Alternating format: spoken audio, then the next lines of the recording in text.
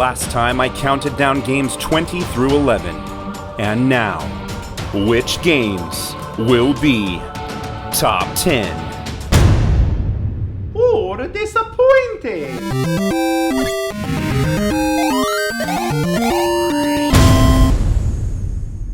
Number 10.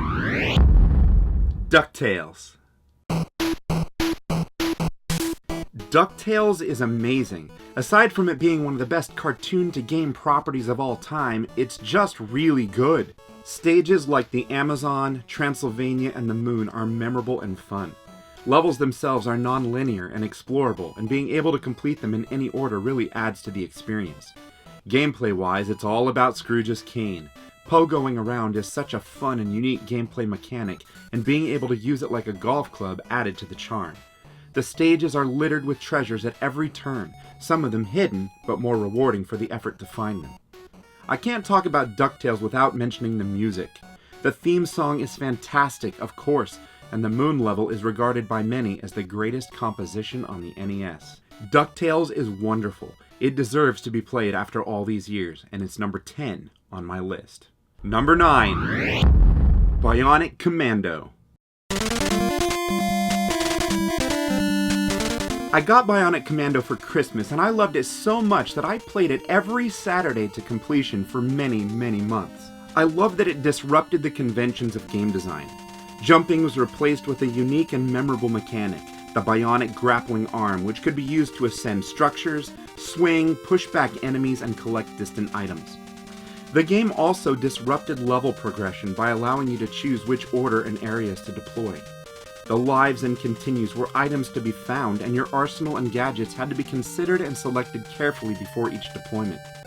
It even had RPG elements in that you could increase your health by collecting bullet-shaped experience after killing enemies.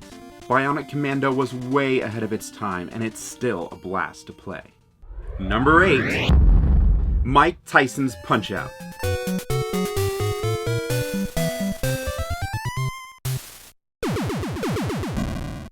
With its massive sprites and fluid animations, Mike Tyson's Punch-Out literally stands head and shoulders above its often stiff, blocky, and downright ugly 1987 contemporaries. But at its core, Punch-Out is driven by personality. Characters are quirky and over-the-top and often accompanied by fantastical superhuman moves in the ring. Great Tiger whirls around the ring, striking at you with each pass. King Hippo bounces out to meet you, protecting the bandage on his belly from your assault. Bald Bull rolls his gloves as he steps in for his jabs, then backs up to the ropes before delivering his classic bull charge. Then, of course, there's Mike Tyson. He was ruthless and seemingly unbeatable. Truth be told, I've still never beat him, but I don't care. I love this game. It's still fun to play, and it's number 8 on my list. Number 7. Mega Man 3. Mega Man 3 was the first game in the series that I actively anticipated, and I wasn't disappointed. It maintained the same formula that made Mega Man 2 so wonderful, added the ability to slide, and gave the Blue Bomber his loyal canine companion Rush. The stages, bosses, and weapons are always varied and interesting, and weapons like the Gemini Laser, Magnet Missile, Needle Cannon, and Shadow Blade make Mega Man's Game 3 arsenal arguably the best in the series. The opening music sets the stage for the amazing adventure, and once it gets rolling, it's hard to put down. Number 6. Super Mario Bros. 2. Colorful, cartoony, and classic, Super Mario Bros. 2 is a brilliant piece of game design. Originally developed as Doki Doki Panic in Japan, the characters were swapped out with the Super Mario Bros. Cast, allowing the game to blend all the Super Mario charm with completely new game mechanics like picking up and throwing vegetables, digging, and exploring the dark mirrored world of Subcon. The levels, whether on snow, sand, or grass, day or night, all feel unique, and the bosses have big, vibrant sprites. It may be different than every other game in the series, but it's still, after all these years, super fun to play. Number 5. Super Mario Bros. 3. Number 5? That's a couple. A new Mario? I scraped together every bit of money I had, and I rushed off to the store and I bought it immediately. The game had such an amazing marketing campaign, a 100-minute commercial called The Wizard. Oh, I like this movie. And plus, it was just a good game.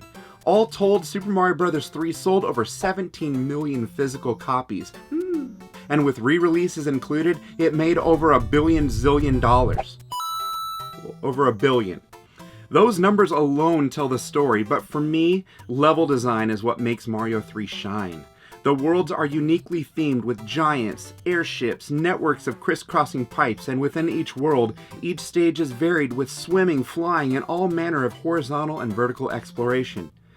Combined with an expansive selection of power-ups including old standbys like mushrooms, invincibility stars, and firepower, and new ones like the Raccoon, Tanuki, Hammer Brothers, and Frog suits, P-Wings, and even a shoe, the game is loaded with secrets, variations, and most importantly, fun. Number 4. Contra.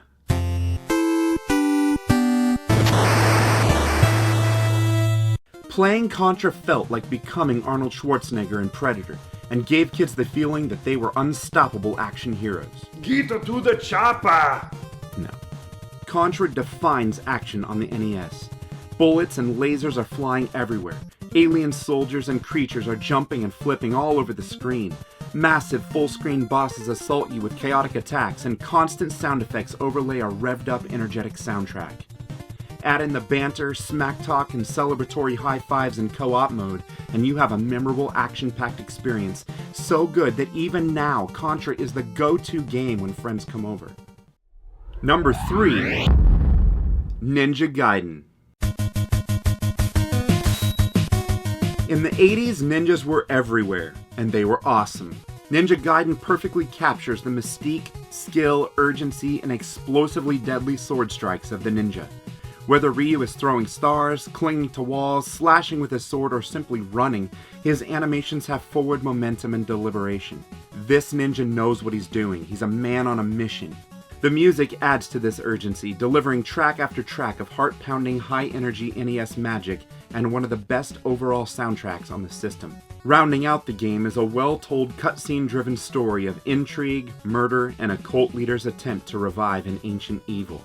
Time after time, I find myself returning to the world of Ninja Gaiden.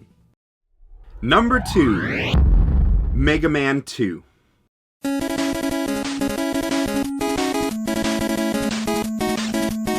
On the same Christmas I got Bionic Commando, I also got Mega Man 2. It refined Mega Man 1's formula and is a better game in every way, adding more stages, bosses, and weapons, and a password system. Mega Man 1 was great, but 2 is the game that made Mega Man the video game icon he is today. It's still a blast to glide along Flashman's high-energy stage, or fall through the maze of lasers blasting by in Quickman's stage, or to face the wonderfully animated dragon in Dr. Wily's Skull Castle. With memorable weapons like the Metal Blade and Quick Boomerang, a brilliant soundtrack, with some of the most recognizable tunes in video game history. Tight gameplay, vibrant colors, clean animations, varied level designs which included clouds, forests, conveyor belts, and waterfalls, Mega Man 2 is a masterpiece, still worthy of playing today, and countless times in the future. Before I tell you number 1, there are tons of games that deserve an honorable mention.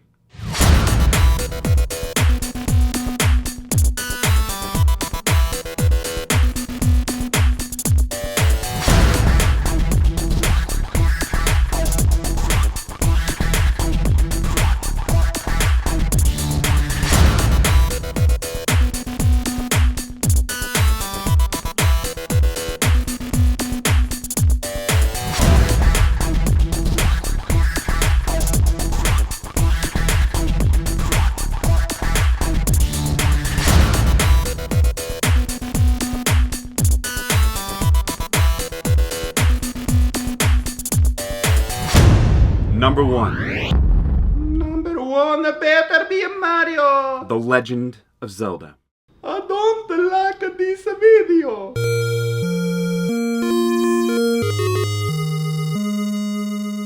The Legend of Zelda had the stupidest commercial I've ever seen.